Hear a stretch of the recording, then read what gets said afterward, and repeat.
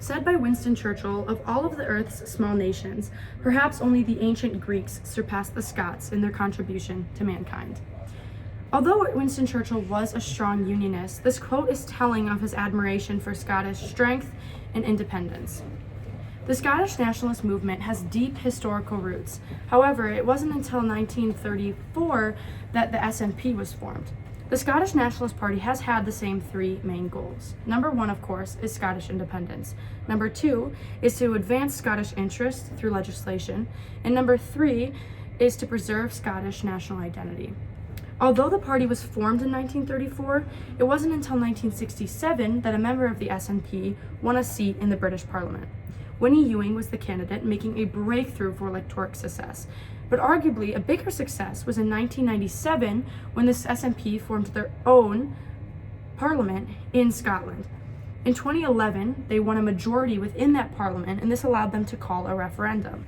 And in 2014, they did call that referendum. They voted 45 to 55% to remain in the UK. Yet, the debate did not conclude there. And before continuing with the rest of the history of the movement, it's important to establish political viewpoints on both sides. Scottish nationalists believe that there has largely been a democratic deficit. In 2019, the election within the parliament, 48 out of the 59 possible Scottish seats were won by the SNP.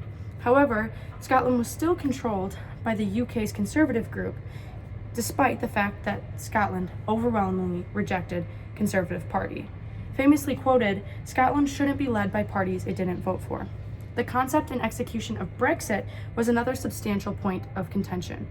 In 2016 referendum, Scotland voted 62% to remain part of the EU. However, the UK as a whole voted to Brexit. Activists against Brexit continue to criticize the negative effects of leaving the EU. Also, many Scottish citizens have a strong national identity. Simply put, they see themselves first as Scots rather than Brits. Yet arguably the biggest reason for Scottish independence is natural resources. Scotland is rich in resources, including but not limited to North Sea oil and gas. In short, Scottish people feel as though they have a better opportunity to exploit these resources and economically benefit from them. They believe that their economy will improve and that their quality of life for citizens will therefore also improve. Although there are plenty of arguments made in favor for Scottish independence, there are an equal number of comments made in opposition. Contrary to popular belief, the biggest argument is the ethical logistics of this movement. It was later unturned that the Scottish National Party used public money for their funding of their party, and these ethical concerns raised much concern around the movement as a whole. Other than ethical issues, economical logistics come to the forefront. The rest of the UK is Scotland's biggest trading partner. In fact, the rest of the UK accounted for 60% of Scottish exports. Leaving the UK could jeopardize this financial relationship and therefore hinder the economy of Scotland as a whole. It's also important to note that Scotland's goals on the world stage could also be hindered. The UK has access to the Global Trade Division at the UN, the G7, and NATO. Without their partnership with the UK, Scotland would lose access to these trading partners and would have to build those relationships step by step. And finally, returning back to Winston Churchill, he believes, alongside many other British leaders like himself, that Scotland, England, Wales, and Northern Ireland are stronger together than apart. As he quoted, "We are in Europe, but not of it.